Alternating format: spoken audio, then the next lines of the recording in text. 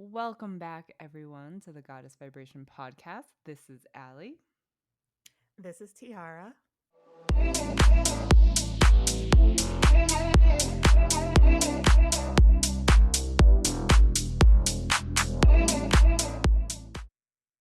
At the time that this recording probably gets posted, it will be past election time. But Tiara and I wanted to discuss some stuff that's happening in the world. Okay, election. I just realized that that's coming up as quickly as it is. Like I didn't even fathom that the elections were going to be happening. What, in a week? No, I think in 11 days, November 5th or 6th, So right? So like that's a week 11 and or a 12 half. days. Yeah. Yeah. Holy crap. Yeah, I'm so dramatic. I admit to this. I am very dramatic and I exaggerate. But it's it's to me it's funny, but it's also expressive and it's like how I express myself. So, I'm over here in the US. I've been here for a couple months since leaving Colombia, and I can't help feeling like I'm fighting for my life every day. And I know I'm not the only one who feels that way. Just like everything's so expensive, and even 6 months ago, everything's more expensive. I think it's been more than 6 months since I left and returned. But like, yeah, it everything is so expensive, and I am trying so hard, so hard to like avoid the food additives, and like I have a gluten sensitivity and I can't have dairy, and I try to stay away from like processed foods, and it's everywhere, and like my food options are so limited, and I have to be really creative with like how I eat and how I prep my food. And for some of you guys that are on those more specific food diets, like you have food sensitivities, or you're trying to eat healthy, or maybe you're even doing like keto or paleo, you can probably relate to how hard it is to maintain that diet and try to like stick to it, because like everywhere you turn there's like donuts and McDonald's and Taco Bell and fast food, and it's just in your face. And if you want the clean stuff, you literally have to go out of your way to find it. And it's just a lot to have to manage here, because when I was in Colombia, it was so easy to get the clean food. I just go to the market and then come back home and make what I wanted to make. But even now, most of like the big chain grocery stores, like the Rayleigh's or your Albertsons or like Kroger's, they don't really carry like the organic stuff. Like you have to go to like a Sprouts or a Whole Foods, or even like the farmers markets, which I love, to really get like the clean, whole organic stuff. And it's just like a process. Like I feel like I'm like I'm gonna exaggerate a little bit here, but this is what it feels like, is like I'm literally like dodging food additives and salt and like bullets, and like just it's just the energy is so heavy. And I'm in California where there's also fires and earthquakes happening, and I'm just like, oh my God, I'm fighting to survive right now. It's just it's crazy what's going on in the US right now. And I know a lot of you guys over there feel it. I know a lot of you guys like see a lot of this crazy energy and tension, especially as we come up to the election, which I have my sentiments about our politics right now. I'm not going to get into that. But like it's just, man, it's a lot. It's a lot to navigate. And I can't wait to leave. I really am looking forward to going back to South America. I've even opened up to the idea of maybe like Panama or Costa Rica, just anywhere that's just not here. Okay, well, as a food snob, I'm going to tell you right now the food in Costa Rica is not that good. What do you mean? Why is it not good? It's just their cuisine is just not that good. It's just like the quality isn't there. Well, it's quality, but it's also the cuisine itself.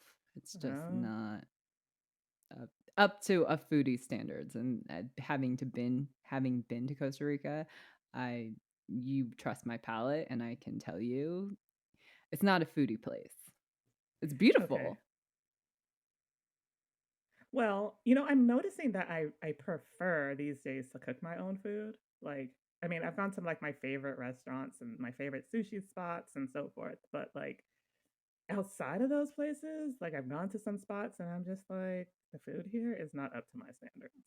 And I'm a food snob too. Like my whole family is all about food quality. We have chefs. My dad like loves to cook and he's perfected these recipes and we have our standards to the point where I've actually gone to places and sent the food back because I was like, this is gross.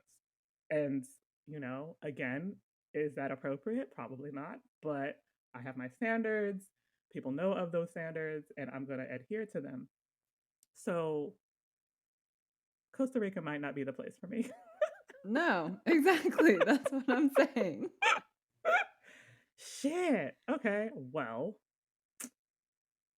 I also considered Panama. The only thing I don't like about Panama is they use the US dollar. Exactly. And I'm just like, the US dollar, I don't trust it. It's inflated. I don't like the US monetary policy. I don't know how I feel about that. But, you know, keeping my options kind of open, at least trying to. As you should. Anyone who is able to get out of the United States should be getting out of the United States. Right.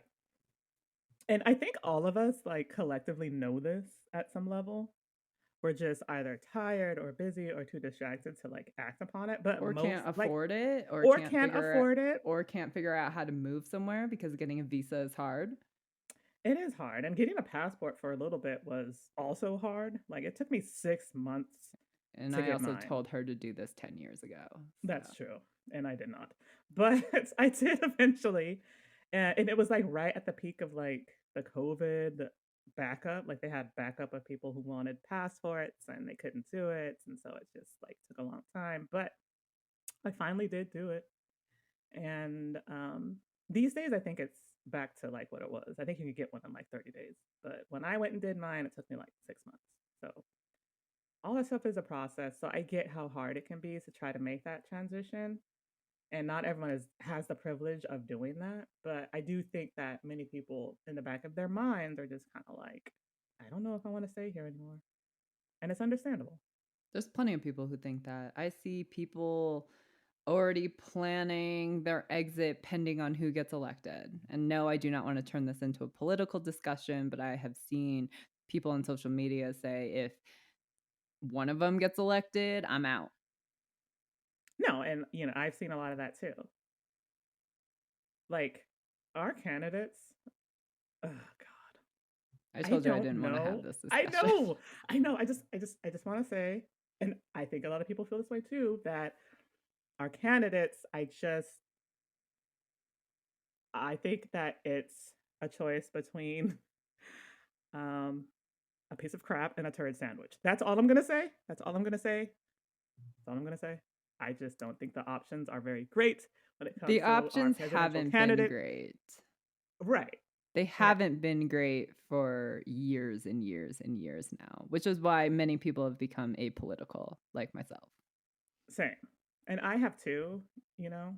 Um, especially these days, like, and I even see like the local election stuff where it's like vote no on measure B, D, F, and I'm just like, I can't be bothered. Like I don't want anything to do with anything political. I'm not gonna vote. I hate to be that kind of person, but I just am not feeling it right now when it comes to politics. And so I'm opting out.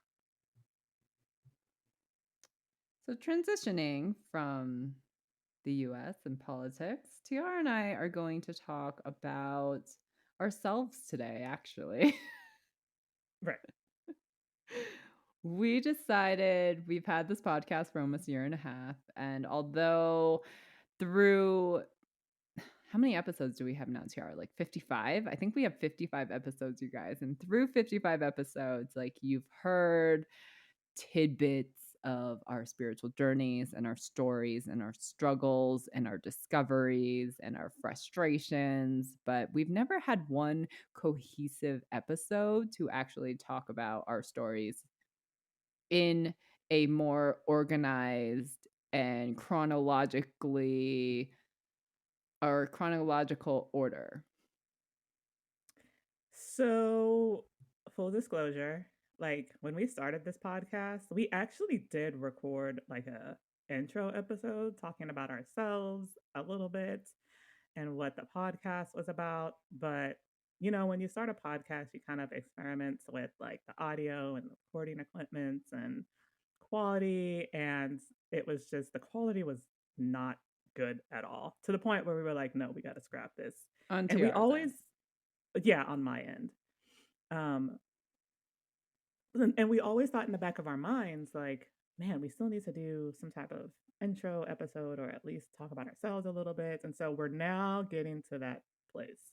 So I think it's great because we're in a spot where we're seeing a lot of increase in listenership, which we love, love, love. So thank you guys so much.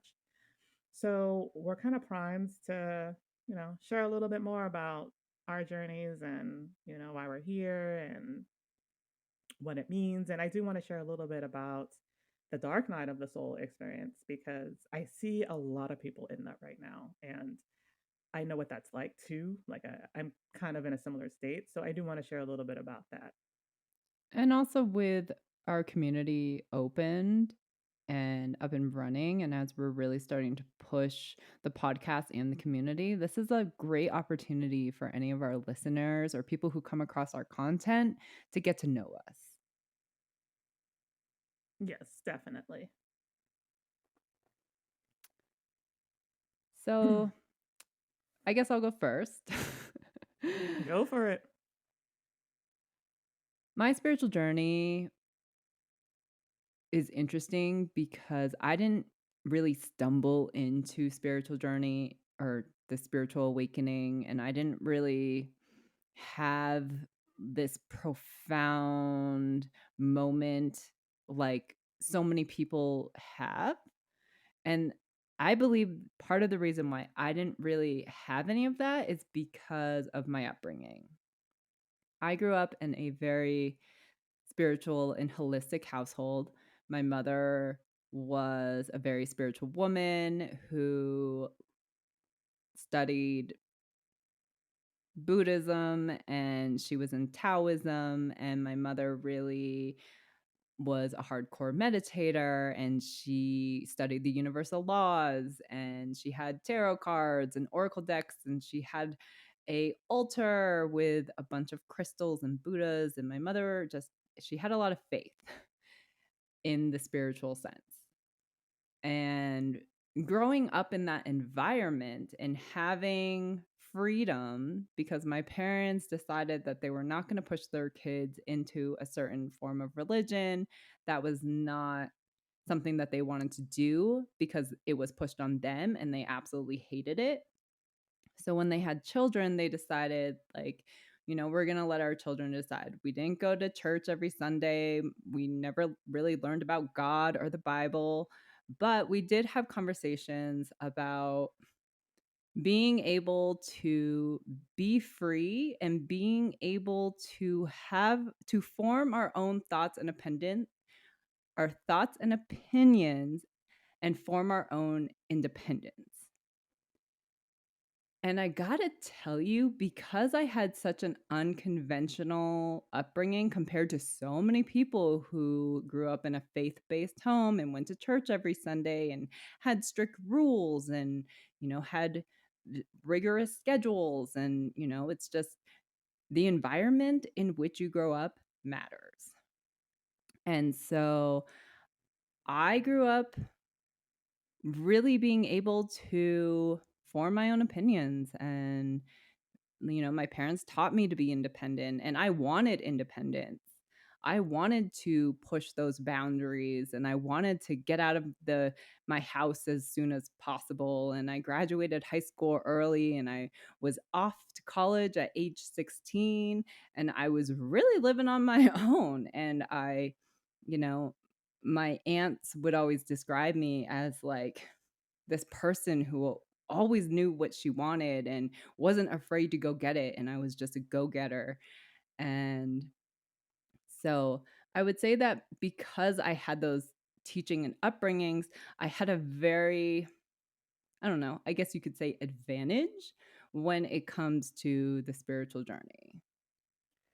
And I'm sorry, I just want to add in there how much of an advantage that really is because so many people do not get that same freedom and like the same type of open-minded teachings that you got. And so even comparing to my childhood, like there are so many things that you learned from your upbringing and from your parents that I was just like, man, I would have really have wanted to been taught that and learned that too. So in that regard, yeah, I just like I admire that your parents were that gave you that and created that open space for you because that is huge. It is, and I've noticed that because of my upbringing, like, I'm more seasoned in spirituality. I'm not saying that I know more, because everyone's spiritual journey is very personal to them, but because I was able to have that freedom and because my parents always encouraged us to see the world and encouraged us really not to be a part of the matrix and try to build something for ourselves. And they it's like they inadvertently knew, like, you want to be your own, you want to build your own business, you want to be your own boss, you want to try to build something for yourself instead of entering into this matrix and being a slave these to corporate America. Exactly. And again, a lot of kids are not being taught that in their upbringing. They're being taught the opposite. They're being taught, hey, if you want to succeed in life, you need to go to college and get that degree and put yourself in debt and go get that job. And that's how you succeed. And you get a job where you can get a pension and then you can retire happily and peacefully on, live off your pension for the rest of your life. And And ironically enough, I actually did follow that path because I was just like, I want to experience a college experience. I mean, if I have to go into debt, I'll go into debt, which I did. And luckily for me, though, I was able to pay off that debt very mm, quickly, yeah, because my parents also taught me financial responsibility. And I learned that from the age of 8. right. Which again, who's teaching their kids that these? I mean, it's just, it's that's so rare. Yeah. So now that you guys kind of have a glimpse into my background a little bit, I think that might explain why I am the way I am, or at least give you a better idea as to why I am the way that I am.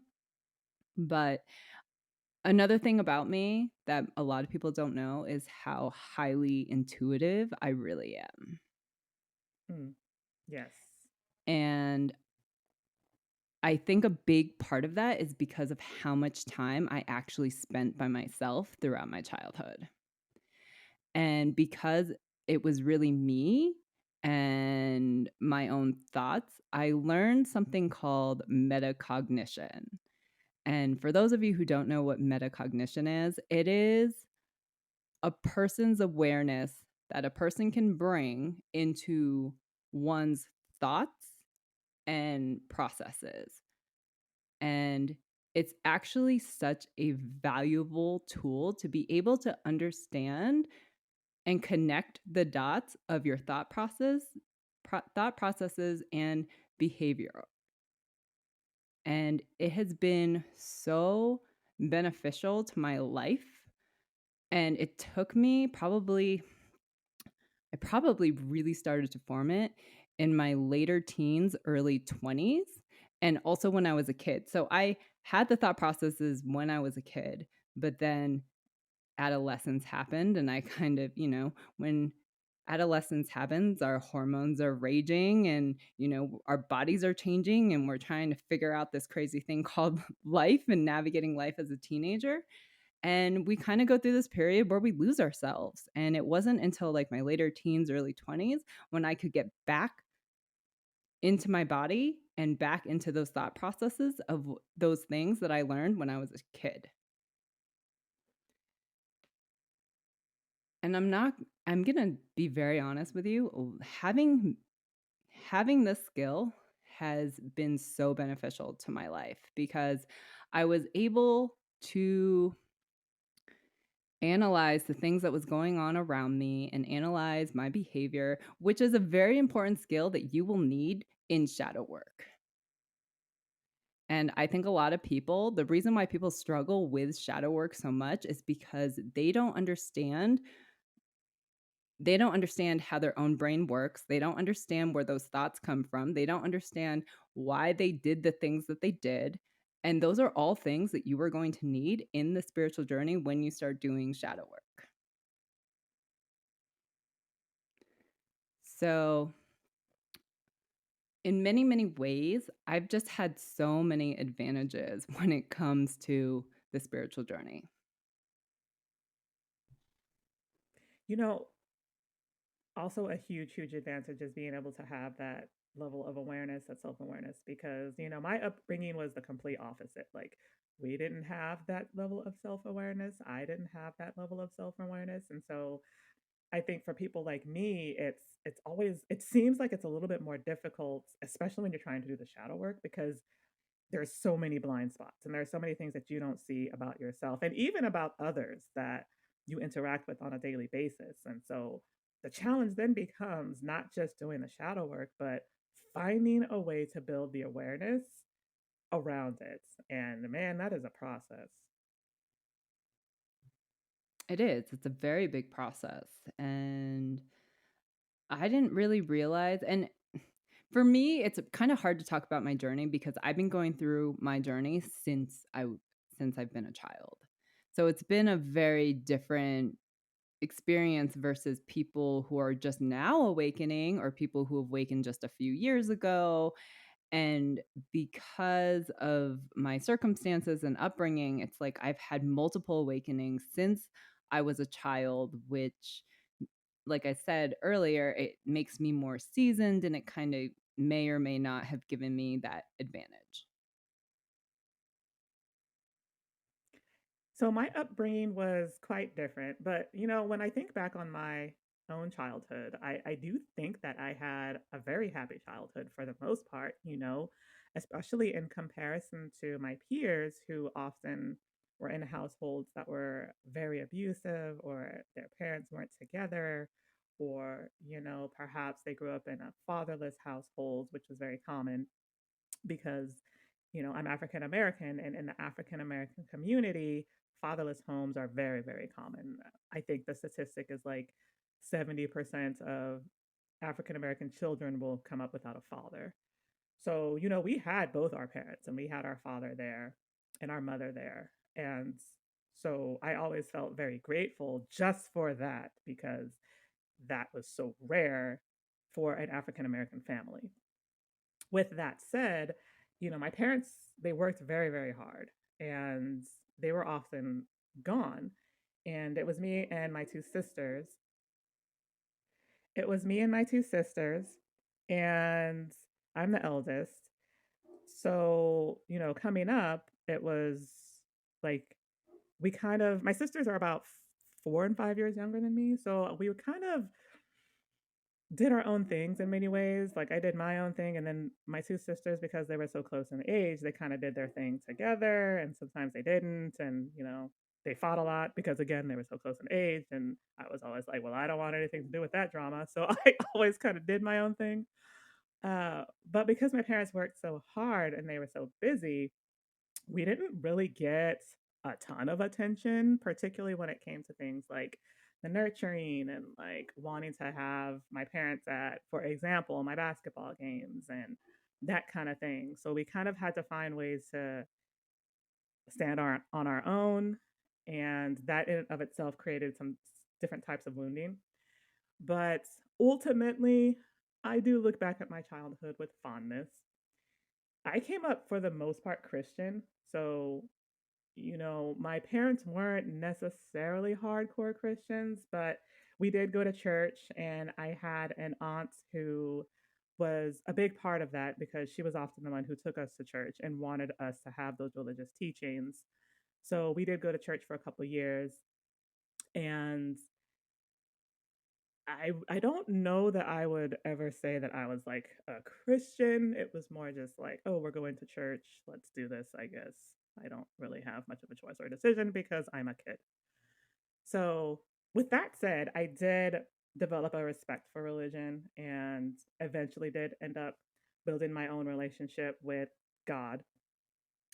But I didn't really have like that same spiritual upbringing. I didn't really have my parents there to teach me some of the things that around things like, um, you know, hey, you don't need to go to college and get an education to succeed in life. Or, hey, if you want to be financially successful, look into investments or look into, these type of financial strategies in order to set yourself up for the future. Like we didn't have those type of teachings. So it was always just like, we need to figure it out or know someone else who might have that wisdom or knowledge because, it wasn't coming from our household.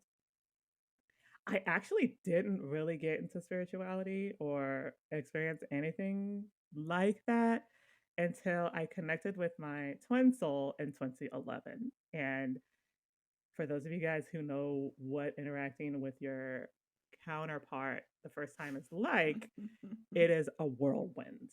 Like, it is a mental and emotional and spiritual whirlwinds. And so many things come to the surface, and you feel these new feelings and emotions that you've never experienced before. And if you're like me, and I did a lot of emotional repression as a coping technique coming up, you feel these things, but you don't really know what to do about it. And then the other half of you doesn't care. So I we had this brief experience and encounter, but at the end of the day, it didn't amount to anything because I ran from it and withdrew from it. But spirit has this thing where if you have this type of connection to someone, that connection never goes away. And so for the 8 years that he and I didn't talk, I just dreamt about him all the freaking time, like all the time. Like there was a point where I was dreaming about him every night for months. Like it's just he was either present energetically or I felt him in my dreams or I saw him in my dreams. And it wasn't until like 2018 or so where I was just like, what is this? Like what why am I dreaming about this man so much? And it was from there that I actually had my awakening and went on my journey. So, for those of you who don't know what an awakening is pretty much a shift where something feels different, it seems different. You start to think, like, this isn't real. It's it's a shock to your nervous system. And I know for Tiara, she has talked about her spiritual awakening, and I know she has mentioned, like, the day that she had it, it was like she woke up one morning and she was just like, this isn't real. Yes. No, it was literally like that. Like I remember the exact day because it happens one day after me and my twin soul reconnected online. And I didn't realize this, but apparently with these type of connections, every time you interact, whether it's in person or online, it's like you're energetically touching and that has effects. So I like to say that my awakening was triggered by my twin soul connection and that reconnection. And it's so hard for me to explain what my awakening was like because for many people, it's like a slow, gradual process, or it's triggered by a profound event that happens in their life, or even a tragedy that happens. But no, for me, it was just like we reconnected. And then the next day, I was like, holy shit, we live in a matrix. What is this reality? What am I doing? What's happening? Oh my God. And I don't quite fully know how to put it into words, but that's essentially what it felt like. It was just like one day I was living my life blissfully ignorant of anything spiritual or divine connections, and the next day everything changed, and I was like, oh, I need to look more at this. Interesting thing about that is that I intuitively knew that I was having a spiritual awakening. It was just something I intuitively knew, and that sort of sent me on the direction of like seeking deeper and trying to explore what it means. And I think I googled like twin souls online, which is like the worst thing to do, but I did. um But what I found online made sense when it came to me trying to figure out what this connection was, because that was the initial seeking when I awakened. It was like trying to figure out what the fuck this connection was, because I was like, this can't be an actual real thing. But I found a lot of information about it online. A lot of it did resonate. Some of it didn't, but a lot of it did. And it helps me make sense of it, which was actually really helpful. That's what I was saying for me personally. I can't pinpoint like my profound spiritual awakening the way that a lot of people can, and I just think that is due to my upbringing. But I will say because I made the conscious choice to enter the matrix and put myself in debt and, go work for a corporate bank, the one common denominator that I always had, even since childhood, was I wanted to go travel and I want to go see the world. I don't know why. I just had always, I guess I'm a dreamer, and I always imagined, or I didn't want to imagine things anymore. I wanted to go experience things. And for me, that was traveling and going into different countries and seeing how other people lived and trying their food and learn about their culture, because I just was so over America at that point when I really wanted to start traveling. And I will say, moving out to San Francisco at the time when San Francisco was at like its peak, and San Francisco was like the it place to be, and everyone was moving there. And I lived in San Francisco actually during a very peak growing, like fun time to be in SF. And what I learned is that San Francisco is a very transitory city. And so you have people, it's like a melting pot, and you just have people from all over the world coming in. And the more that I met these people, I was just like, oh, I want to go visit your country. I want to go see your country. I want to go learn more. So I, once I saved up the money or I manifested the money. However the universe knew I wanted to do this and the universe responded and provided, and I was able to at first take a year off. This is what I'm going to do. I'm going to go take the year off and I'm going to go explore the world. It's actually really funny because people who know me and people who have done long-term traveling, they all warned me. They said, do not travel longer than 6 months to a year. And I was like, why? And they were like, traveling is honestly an addiction. It's like an addictive drug. It's like that high. It's like going into the new countries and you experience everything and you're meeting all these people. And I was just like, I don't really have an addictive personality. I'm going to be fine. How wrong was I? I was so wrong. That 1 year of travel turned into 9 years.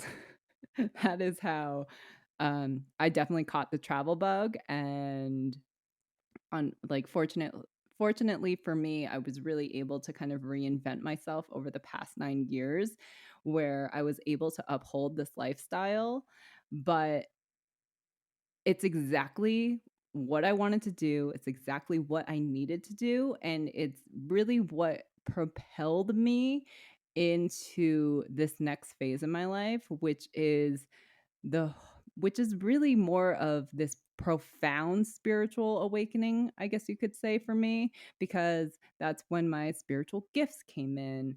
And with my spiritual gifts and learning things like tarot and oracle cards. Like, I always knew what those things were because they were in my household and my mother had them, but I didn't practice any of those things. So like, I started with a tarot deck and I got my first tarot deck, and Tiara and I actually got it together, and Tiara was already like more skilled at tarot than I was, and so she kind of helped guide me and teach me through it, but I was a natural at it. And I was a natural at it, in my personal opinion, because I have a very intuitive and high intuition. Oh yeah, I remember that going and getting your first deck, which at that point I think I had been doing tarot. I hadn't been doing it that long. I think I'd been doing it for like a couple months to a year, maybe. And how I got into tarot is I don't know. Like I just this happens to me. I don't know why this happens to me. I just woke up one day and I was like, "Oh, I need to go get a tarot deck." And so that's what I went and did. And I absolutely loved tarot. And it was kind of similar. Like it felt very natural and it was so fun and I loved exploring the decks and they all kind of have their own personalities and energy. And at that time I was also looking at a lot of the YouTube readings online and I was like, I can do this. So, yeah, I think at that point I had been doing it for close to a year and then I kind of brought you into the whole tarot world and you picked it up really quickly. So it was like really easy for us to do readings together, I remember. It was, and it was actually really fun. And I was just like, what is this like madness? What is all of this? Like, how does this information, how do we instinctively know? Where does all this information come from? I know. And it was really fun because okay, so I don't advise this or recommend this, but it's fun to do looking up the energy of other people, like perhaps an ex Yeah, or, we don't advise you do a this. crush or like I said, I don't advise that, but it's fun. I mean, it certainly is fun, but there are debates in the new age spiritual communities on whether or not you really should be checking in on other people's energies without their permission. Well, yeah, but I mean, like, if it's someone you have a connection, a spiritual connection to, I feel like that should be free game. I mean, I see both perspectives. I really do. Okay, And that's fair. I don't think that, I think it comes down to the person's moral and ethic standards. I think that Yeah, comes down to the individual. right.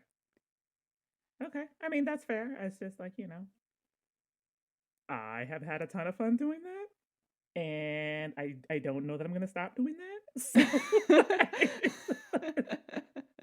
No, I mean, listen, if it I Tiara and I have done this before. We're both guilty of it, but we also do it because sometimes we need information to figure out if that person, like, why they are part of our lives. Why do they come into our lives?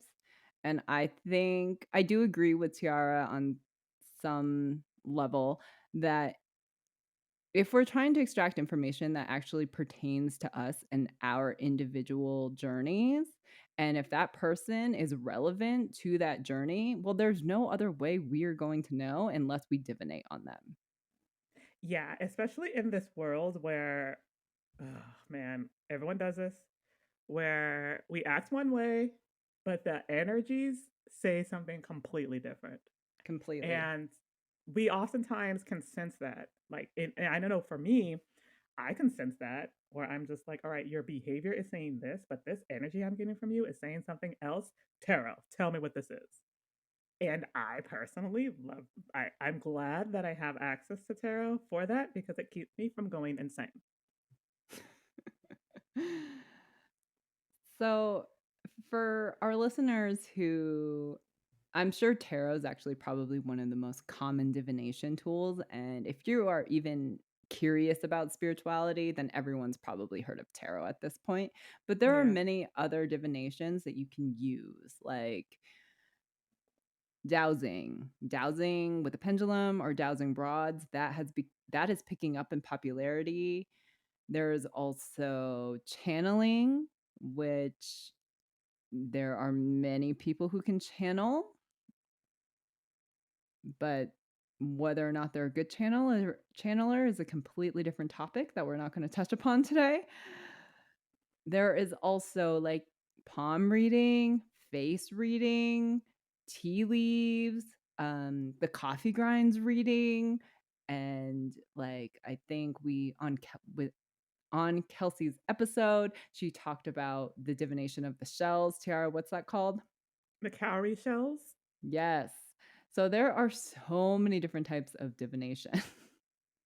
You know, I don't know how we got on a divination offshoot, but I'm glad we're here because the different types of divination that exist blows my mind. Like the cowrie Yes. shells thing, like I was like, what? How do you extract that information from that? It's just so fascinating. And even the one that I saw, I watched the YouTube video of a woman who she was doing a reading, a general reading, and like, it was kind of resonating, so I kept watching. All she did was look at a candle that was dripping wax. And she extracted all of this stuff that was spot on. And I was just like, what? How how are people doing this? Like it's just there's so much out there when it comes to different forms of divination. Like, yeah, we all know tarot, but you might align with something else that might be just as effective for you as tarot. You never know. And full disclosure about divination is not 100% accurate, you guys. I don't think that enough people, well, obviously, people are trying to sell you a service. And so I don't feel like a lot of people fully disclose that, but I do feel like that is something that needs to be addressed. Yeah, maybe we should do an episode on divination. Sure. All right. But for the purpose of this episode, so kind of going back to our journeys, Tiara and I, yeah, we both kind of just went down the tarot rabbit hole, and then tarot Tiara became a channeler first, correct? Yes, I did. And then I was kind of exploring and experimenting with it a little bit. And I had been doing that for some time. And then I think you ended up picking it up when my channeling abilities got shut off. I think that's how you I ended up. picked it up. I picked it up maybe 5 or 6 weeks before your channeling abilities got shut off. But I was Okay. so new to it, and I was not very good at it. But I Right. became very good at it very quickly. Yeah, you did. So yeah, I started off doing some of that and I would get messages and I think this was when I started journaling. Around this time is when I started journaling because I was getting all these things and I was starting to learn a little bit about my soul story and I was trying to make sense of it and like I was trying to just learn more and I think this was also around the time that I went and saw a Akashic Records reader who told me some information about my soul history and she gave me some information about my twin soul and my marriage and some of the dynamics that were there and some of the karma and then that sent me like on a rabbit hole because I was like, oh my god, I want to know more. So I think when it comes to like that seeking and wanting to know more about my soul story and my soul history and like the karma and my lessons, it kind of started there and just sort of progressed and continued to this day. Like I'm still learning about my karma and my soul history, and I'm still putting the pieces together and trying to make sense of a lot of that. So I honestly don't know that that will ever stop. I'm of the belief that healing never ceases. And I mean, doing soul integration work, some of our souls are thousands, hundreds of thousands, if not millions. I think that's more rare of years old. And so we've had countless reincarnations. And when we have countless reincarnations, there's always a soul contract and there's always lessons that we need to learn. And if we don't do it right, then unfortunately we create karma. And as a result of creating karma, that just tacks on more lessons that we need to learn, which means more reincarnations. And some might say it's a vicious cycle. I may be of the belief that it's kind of a vicious cycle because learning lessons is really hard. Oh my god, it is so hard. Like my soul history is one big massive example of what that can go like. So that's why I'm my opinions differ just a little slightly, but like yes, it is very very hard. And I think I don't know if this was on TikTok or somewhere about how it can take hundreds of years, multiple If not incarnations thousands of years. to learn one lesson. And I was just Yeah. like, what? That's insane. To me, that's crazy. But, I get that this is a process and everyone learns differently. And if that's what it takes, then, that's what it takes. It's just like, that's so much to me. That's so much and so long. It's so long. Yeah. It's wild. It's really, really wild. So, because Tiara and I were able to channel, we started doing channeling sessions, and the beings that we were able to channel, like, we realized that we served a much higher purpose, like for ourselves and also for the collective, because not everyone, even if you're a channeler, not everyone gets access to the same entities or beings as everyone else does.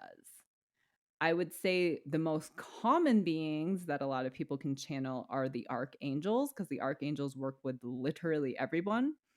But there are beings outside of the archangels that, not everyone gets to work with, or there's certain channelers who work with a very like specific group, like a specific council, or specifically their spirit team, but they can't go outside of that.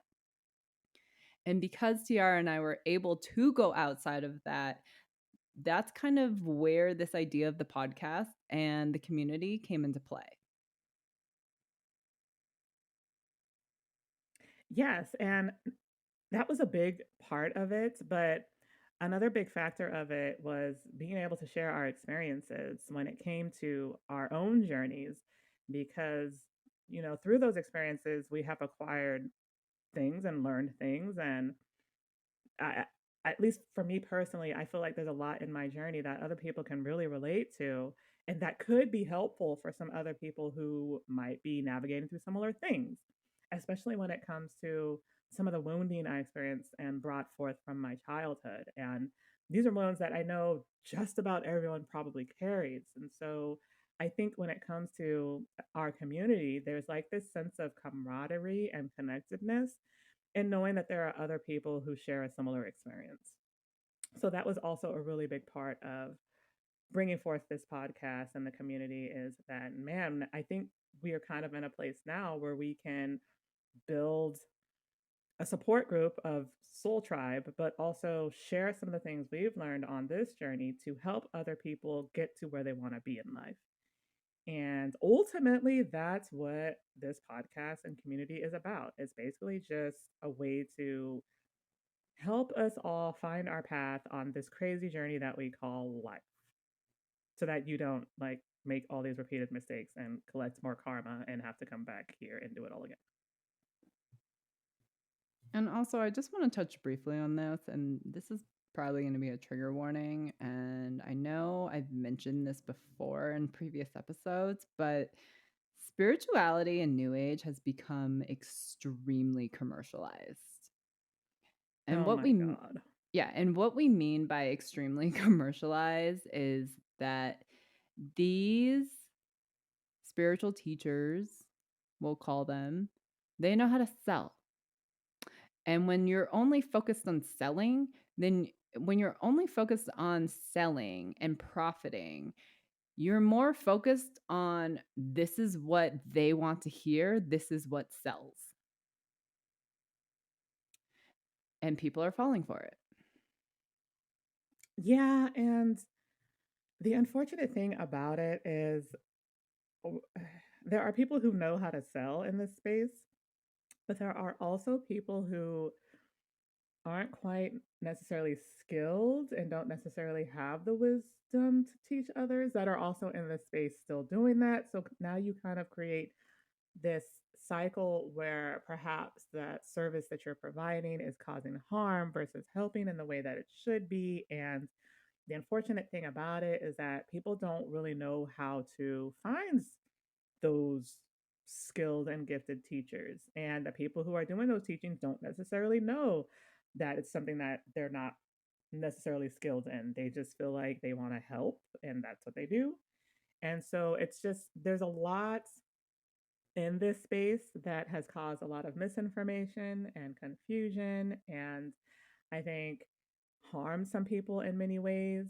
And, I know for me personally, I've paid for services from multiple people that were in this spiritual space. And I question whether I got anything positive out of these services because it didn't seem to like really help me in the way that I was needing or seeking. Now, some of that is my fault. For example, I went into a QHC experience and was coming down from a high when I shouldn't have been. But some of these other individuals I paid for, I just go look back and I'm just like, wow, I don't know that I got from that what I needed and wanted at the time. So it gets even more complicated when you start thinking about people who are getting caught in this false ascension energy where they're doing the work, the surface level work, and they're feeling better and they're seeing these little shifts in themselves and they feel like they're ascending and that's their reality to them that they are ascending when in actuality the work that they're doing isn't really deep enough to get them to the higher states of consciousness. And they don't know that. So it's just, there's so much out there that needs to be looked at. And another big asset when it comes to our community is that we're looking at these things and we want to be a space where those things don't stop you from getting to where you want to be. That's why we encourage a lot of people to actually listen to our podcast because if you really want to get to know us and what we have to offer, it's all here in our podcast. Now, we understand if you're new to this podcast, we have 55 episodes and that's many hours and a lot of time. But you don't have to listen to our whole catalog. You can, if you look over our episodes and if you are drawn to a certain title and if you read the description and if it's something that resonates with you, then give us a listen, give us a chance. Tiara and I have both had very different journeys. We had very different upbringings, we had very different journeys. And something that I like to point out is that spirituality and healing, you guys, it's not linear. And this is something that I've actually have needed to teach Tiara because Tiara was just like, well, I found this teacher and it's like love and light and positive affirmations. And if I just change my mindset to this positive thing, then yeah, I'm going to shift. And I'm just like, no, no, you're not. And a lot of people don't talk about the dark night of the soul. A lot of people don't talk about the shadow work. And unfortunately, you guys, it is needed. Any spiritual teacher that's telling you that you can ascend without doing shadow work is lying to you. Oh my God. And yes, like I wish I would have known a lot of this stuff back then. It is only through like working with Ali and, the gods and the archangels that I've even been able to get to this place where I recognize how those false teachings and that false ascension has affected me in my journey. And for whatever reason, I've always felt like, hey, like I just need to work harder. Maybe I'm not looking at the right thing. Maybe I'll find that one tool or that one solution that'll fix it, that'll fix me, that'll make it better. Like I got to find it. I got to figure out what it is. I'm not looking hard enough. I'm not doing enough. But I think it wasn't really about that so much as how I was going about it. And that took a lot to get to. It took a lot for me to look at that and see that. And again, it was from working with Ali that really helped me get to that, which is why I say when it comes to this community, everybody needs an Ali, and the community is essentially just an Ali for everyone. I'm not putting that pressure on Ali. I'm just saying that it's that space where you might have access to those things that might help you see the things you did not see. So, you know, I'm quite passionate about this community because I see its potential in helping other people who are kind of stuck and trapped in that negative loop in the way that I was. And, I'm still actually working to get to where I want to be. It's going to be probably a long time for me just because my circumstances are unique. But yeah, at the end of the day, this podcast and this community is a tool to help you navigate through the nonsense. Oh my God, that should be our tagline. Maybe.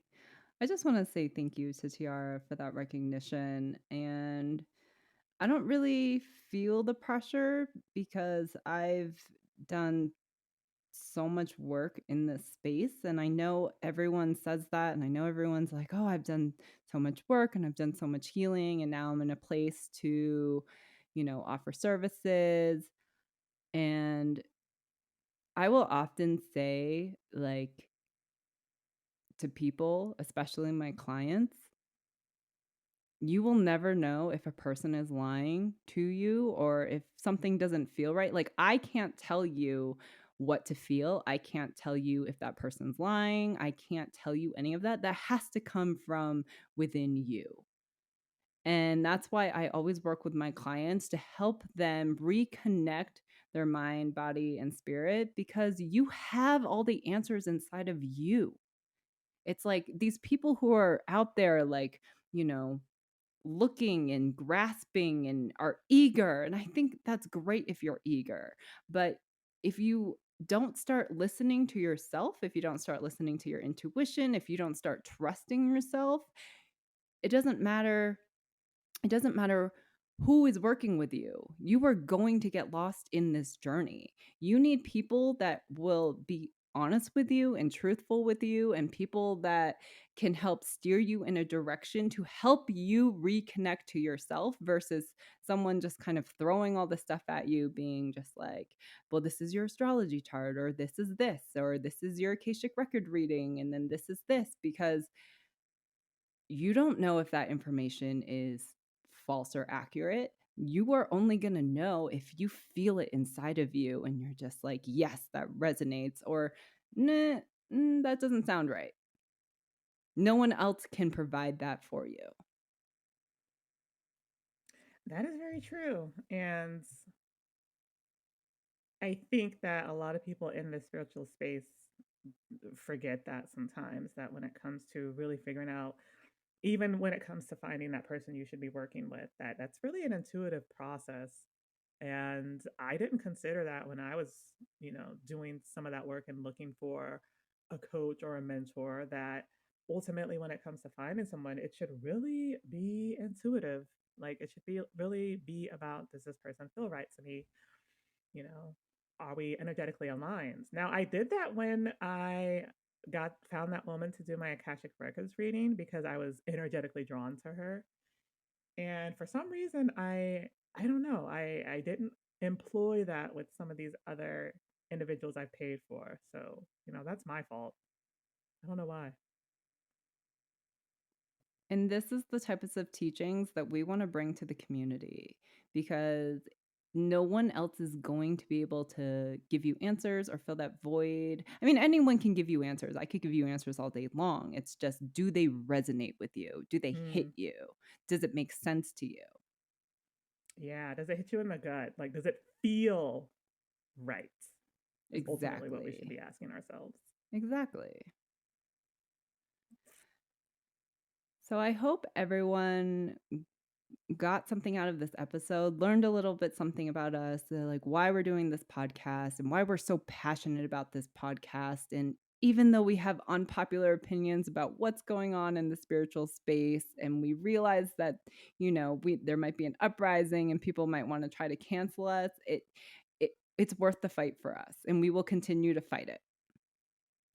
Yeah, we're already fighting with promotions, like, because it's tricky with podcasts sometimes because you're categorized as spiritual or the spirituality, but some platforms lump that in with religion, and depending on where you are, that's a put off to some of the promoters. And so it's been tricky for us to really find those target people. And so one of the things we want with this episode and the intention behind it is to find you guys and find those people who a want to be a part of the community but have a general interest in working on themselves and becoming better and manifesting the life that they want.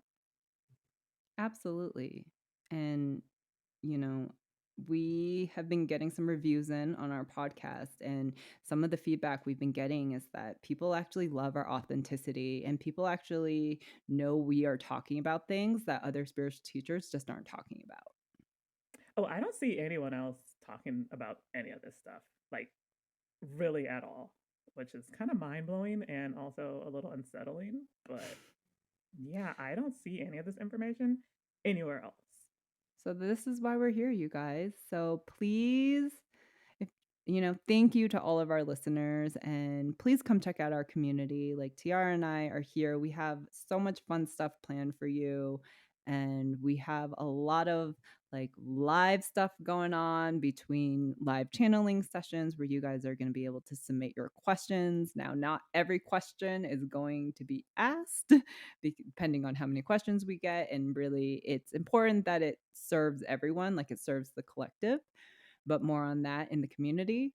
But also we are going to have live Q&As where you guys can really ask us anything spiritual. Now, we might not know all of the answers, but we will certainly try to get an answer and get back to you. But we do have a lot of knowledge, and because Tiara and I have such different journeys, like we have so many different perspectives we can bring from the spiritual sense, because I actually have ascended higher than 5D. That's all I'm going to say about that. And Tiara has kind of teetered between dimensions. And so, like, we know what those struggles are like. We know what you guys are going through. And then there's also going to be Tiara, and possibly myself will also be doing tarot readings, mostly Tiara. And so, like, yeah, we have so much to offer you guys, and we just want to make it fun, but also a place for you to have a sense of belonging and feeling like you have proper support and guidance. Because Tiara and I, if we didn't have each other, I don't know where we would be in this journey, because there is a lot of fluff out there. Yeah, I honestly don't know where I would be either. I would probably be somewhere in a forest living in a hut because it's just would have been too much for me. So I'm so fortunate that I had Allie to that we have each other when it comes to navigating this journey in this space because oh my God, it's just been a whirlwind. It has been quite a whirlwind. I also want to add that we have some freebies on our website that I really think you guys are going to love. One of them is a Claire, oh my gosh, Claire Senses Guide, which is a guide for all of the different Claire senses. So, like claircognizance, clairvoyance, and it kind of shows you what those clairs are and helps you determine which ones you might have. And we also have this really cool crystals guidebook. It's kind of like to celebrate our very first episode on season one, which was about crystals. If you haven't heard it, please go listen. But it's 26 pages and it's a full and complete guide about how to make crystals work for you like magic. Anyone can use it, even if you know nothing about crystals or if you've had crystals and you want to learn about how to make them work better for you. Please check out this guide. It is free on our websites. And it's something I really wish I would have had when I started working with crystals because for me, it's been a lot of trial and error. And I put information into that guide to assist you guys who might want to learn how to make your crystals work for you. So please do check out those two freebies on our website, www.goddessvibrationstudio.com. Thank you, everyone. And we hope that you guys have a great week. And thank you to our listeners. Please give us a follow. Please give us a review. Those definitely help us. And we hope to see you in the community. All right. See you guys in the Higher Vibe Tribe.